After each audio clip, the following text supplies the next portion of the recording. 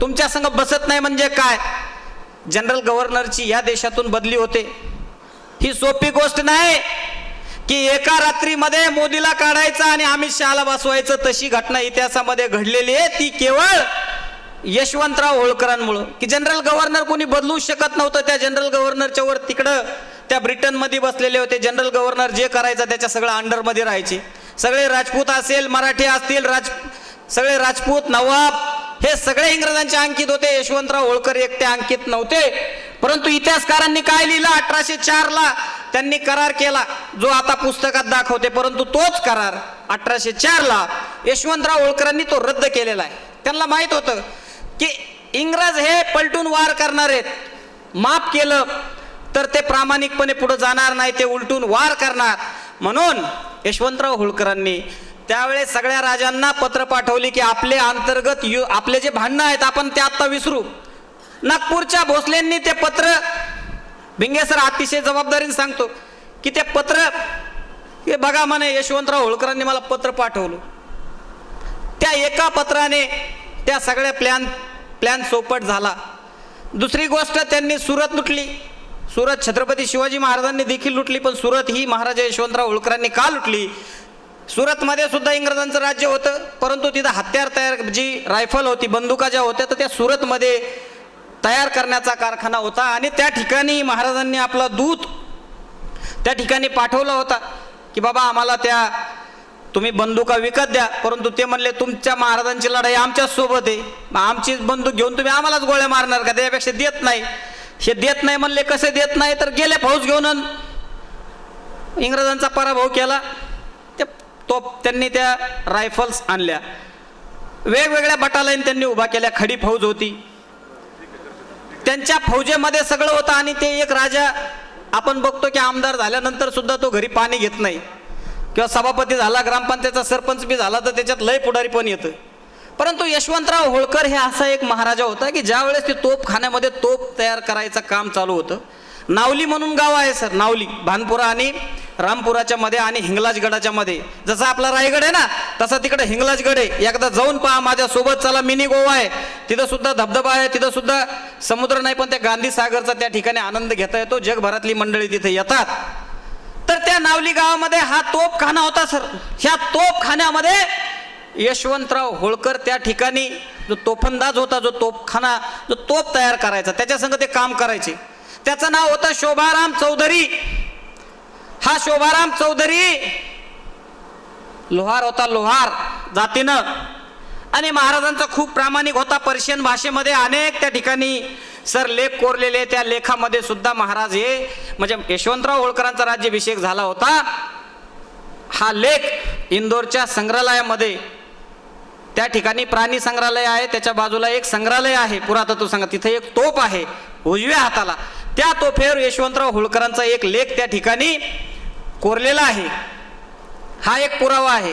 तर ह्या सगळ्या तोफा तयार झाल्यानंतर हा सगळा सरंजाम घेऊन, तोफा घेऊन, बंदुका घेऊन, तलवारीनं लढणारे, भाल्यानं लढणारे, ही सगळी माणसं घेऊन त्यांना कलकत्ता संपवायचं होतं. त्यांनी लखनौ बर्बाद केलं सर. लखनौचं जर लखनौचा इतिहास नावाचं एक पुस्तक आहे अमोल, लखनौचा इतिहास नावाचं एक पुस्तक आहे, तुझ्यासाठी सांगतो. महाराष्ट्रातला इतिहास सांगतो आपण, पण लखनौ मधला सुद्धा सांगितला पाहिजे मित्रा. महाराजा यशवंतराव होळकरांनी लखनौ जाळलं होतं. इंग्रज घाबरले होते. इंग्रजांकडे पळून जायला सुद्धा पैसे नव्हते. त्यांच्या देशात जाण्यासाठी पैसे नव्हते. पैसे इंग्रजांसमोर मोठा प्रश्न होता की पळून जायचं तर कशाने जायचं? पैसाच नाही. पैसा इतकं हतबल करून टाकलं होतं.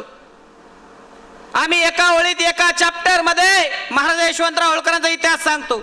पण इतिहास हा वेगळा आहे. आज जे सांगतो तुम्हाला तो इतिहासाच्या अनेक पानावर आहे, तो इंग्रजांनी लिहिलेला आहे. इंग्रजांनी अनेक राजांचा इतिहास लिहिलेला आहे, परंतु यशवंतराव होळकर हे असं चॅप्टर आहे की त्या इतिहासामध्ये अनेक शिव्या दिलेल्या त्या ठिकाणी तुम्हाला इंग्रजीमध्ये, फ्रेंच भाषेमध्ये तुम्हाला वाचण्यासाठी मिळतील की महाराजा यशवंतराव होळकर क्रूर आहेत. ते क्रूर का आहेत? यांनी पूर्ण भारत लुटला इंग्रजांनी, ते क्रूर नाही. पण महाराजा यशवंतराव होळकरांनी 400 इंग्रज IAS आणि IPS रेंजचे टकले सर, तुम्ही उशिरा आले. महाराजा यशवंतराव होळकरांनी 400 अधिकारी मारलेत. हे इतिहासातला आकडा आहे, त्याच्यापेक्षा जास्त आहे. इंग्रजांच्या अधिकाऱ्यांचं नाक कापून एक जहाज समुद्रामध्ये बुडवलं, हा देखील इतिहास आहे. आम्ही हे सांगत नाही आणि आमचा इतिहास कुठं शोधतो आम्ही? 10 रुपयाच्या 20 रुपयाच्या छोट्या पुस्तकामध्ये. इतिहास कशाला म्हणतात? तर एखाद्या राजावर त्याचं कर्तृत्व आपण वाचावं आणि ते समाजासमोर प्रेझेंटेशन करावं. आणि त्या राजानं ज्या पद्धतीनं काम केलं तसं जर आपण आपल्या मतदारसंघामध्ये, आपण आपल्या खाजगी आयुष्यामध्ये किंवा सामाजिक आयुष्यामध्ये जर केलं तर यश हमखास मिळतं. हे मला या ठिकाणी अतिशय मी जबाबदारीनं सांगतो. महाराजा यशवंतराव होळकरांनी ज्यावेळेस लखनौ लुटलं त्यावेळेस इंग्रजांची खूप मोठी घाबरगुंडी झाली, परंतु ज्यांच्या सपोर्टवर, ज्यांच्या अपेक्षेवर ते तिकडे चालले होते त्यांना हॉस्टाईल झाले, ते त्यांना मॅनेज झाले. ज्यावेळेस हे महाराजांना कळालं की ज्याच्या भरोशावर आपण त्या म्हणजे ज्याचं आपल्याला कव्हर मिळणार आहे तंजावरच्या भोसल्यांचं, हा विषय महत्वाचा आहे. मी त्यांचे 10 मिनिटं मागून घेतो अजून. यशवंतराव होळकर कुणी सांगणार नाही. एक अमोलने पोवाडा काढला, मी अमोलला इंदोर आणि महेश्वर रामभाऊनी दाखवलेलं आहे, ते सांगतो तेच आहे. त्याचा पोवाडा सुद्धा अनेकांनी ऐकलेला नाही. ऐकलाय का? किती जणांनी ऐकलाय? किती जणांनी ऐकलाय? महाराज यशवंतराव होळकरांचा पोवाडा शाहीर आझाद नायकवडीनं तो गायलेला आहे की जो ऐकताना डोळ्यातून पाणी येतं. आमचा इतिहास ऐकण्यासाठी आम्ही वेळ काढला पाहिजे, आमची सतसत विवेक बुद्धी त्या ठिकाणी जागेवर ठेवली पाहिजे. महाराजा यशवंतराव होळकरांनी ज्यावेळेस हे केलं, अपयश आलं, पहिला प्रयोग फसला, दुसराही फसला. त्या काळामध्ये चिडचिड वाढली, पॅनिक झाले. ते सहज एखाद्या माणसाचा जर 50 वर्षाचा राजकीय कारकीर्द आहे, यशावर यश मिळत गेलं आणि एकदा अपयश मिळालं तर त्या माणसानं अशोकराव चव्हाणांसारखं पॅनिक होऊन घरात बसता कामा नये. एका पराभवानं अशोकराव चव्हाण मंत्री होऊन सुद्धा घरात बसले, बाहेर निघलेच नाही. नांदेडचं राजकारण किंवा अजून महाराष्ट्रातलं राजकारण, मी राजकीय विषयावर बोलणार नाही, परंतु उदाहरण सांगतो. महाराजा यशवंतराव होळकर हे पहिल्या पराभवानंतर शांत बसले नाही, दुसऱ्या प्रयत्नाला लागले. त्यांनी स्वतःला ते रडत बसले नाही की मला तोप मिळाली नाही, कुणी माझ्या फौजेत येत नाही. स्वेच्छेनं महाराजा यशवंतराव होळकरांच्या फौजेमध्ये अनेक सहकारी त्या ठिकाणी गेले आणि महाराजा यशवंतराव होळकरांना ताकद दिली. परंतु या सगळ्या परिस्थितीमध्ये थोडा ईश्वरानं जर त्यांना आयुष्य दिलं असतं तर ते जगले असते. त्यांना म्हणजे त्यांना ह्या सगळ्या गोष्टीचं खूप दुःख झालं. त्यांना ते पाकिस्तान म्हणजे लाहोरला गेले, तिथे रणजित सिंहाकडे गेले. ते रणजित सिंहाकडे गेल्यानंतर ते रणजित सिंहाला म्हणले की मित्रा, मी शीख धर्म स्वीकारतो, शीख, तू मला इंग्रजांच्या विरोधात लढण्यासाठी मदत कर, आपण पगडी बदलू, या देशाच्या रक्षणासाठी आपण भाऊ भाऊ, मी शीख होतो. मग ते गुरुद्वाऱ्यात गेले. त्या गुरुद्वाऱ्यातले जे शिखांचे गुरु होते ते म्हणले यशवंतरावांचं शीख होणं आपल्याला मान्य आहे, पण त्यांच्यासोबत लढता येणार नाही, कारण इंग्रजांसोबत आपण लढू शकत नाही. ते परत नवाबांच्या मुसलमानाकडे गेले, म्हणले मी मुसलमान होतो. हा इतिहास आहे, हे काय मी धार्मिक हिंदू मुस्लिम सांगत नाही. तर ज्या यशवंतराव होळकरांनी इंग्रजांच्या विरोधात एक देशाची राष्ट्रीय लढाई उभी केली होती, अनेक आपल्यातलेच 150 इतिहासकार म्हणतात की यशवंतराव सारखे खूप होऊन गेले. तर माझं उत्तर आहे त्यांच्यासाठी की यशवंतराव एकटेच होते की ज्या माणसाची भावना ही धर्म बदलण्यापर्यंत गेली होती. की महाराजा यशवंतराव होळकरांनी त्या रणजित सिंहाला सांगितलं, पण रणजित सिंहाचा चुलता फितूर निघाला, त्याला जहागिरी मिळाली आणि त्यांनी रणजित सिंहाचं मत परिवर्तन केलं आणि तिथं त्या ठिकाणी ती मदत महाराजांना मिळाली नाही. ते पॅनिक झाले आणि त्यानंतर ते भरतपूरला आले. भरतपूरला आल्यानंतर कुंभेरी नावाचं गाव आहे, तिथे गांगरसोली नावाचं गाव आहे, लिहून घ्या.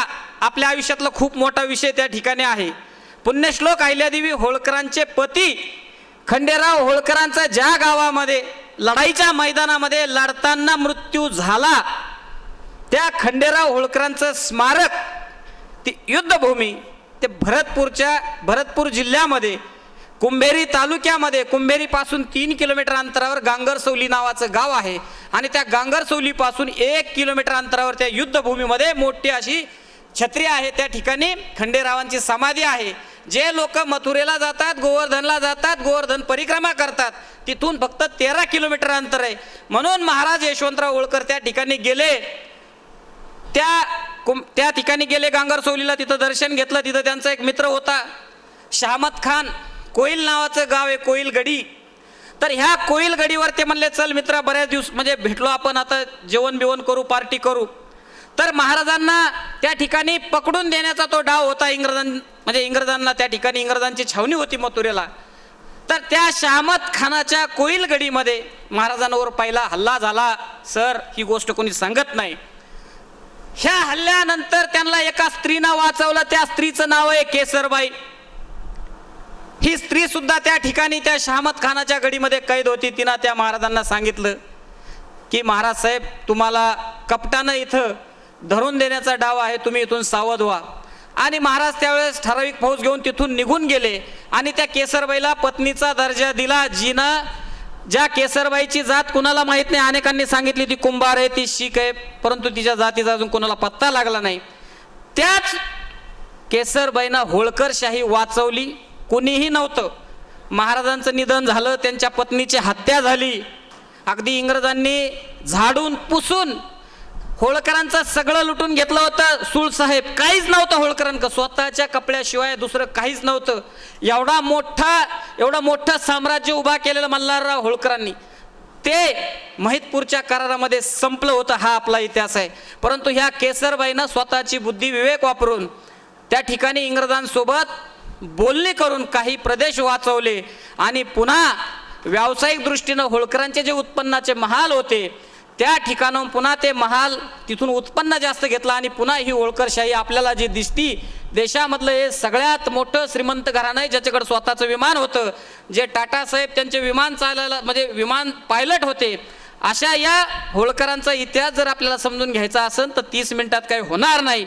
मी या ठिकाणी थांबतो, कारण मला आपण 30च मिनिटं दिली होती. नाही आता कवी संमेलन आहे. मी सगळ्या कवींची भावना त्या ठिकाणी म्हणजे त्यांचा आदर करतो आणि फक्त तुझाच एक शेर म्हणतो.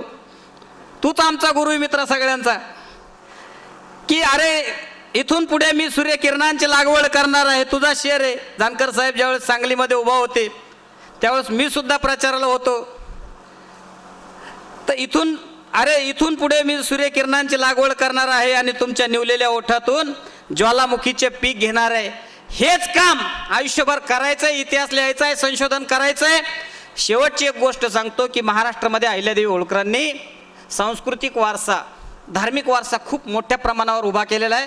आपल्या शेजारी बोहाळी गाव आहे. या बोहाळी गावामध्ये पुण्यश्लोक अहिल्यादेवी होळकरांनी, आपण म्हणतो की अहिल्यादेवीने अनेक पशुपक्ष्यांना चरण्यासाठी, गाई गुरांना चरण्यासाठी इनामी जमीन दिल्या होत्या. ते गाव आहे, ते गाव तिथले सातबारे हे त्यासाठी राखीव आहेत. हे बोहाळी गाव आहे, पण एकही माईचा लाल धनगर तिथं जात नाही. त्या जमिनी, इनामी जमिनी दुसऱ्यांनी अतिक्रमणित केलेल्या आहे. सर, इथं मेंबर बसलेले आहेत.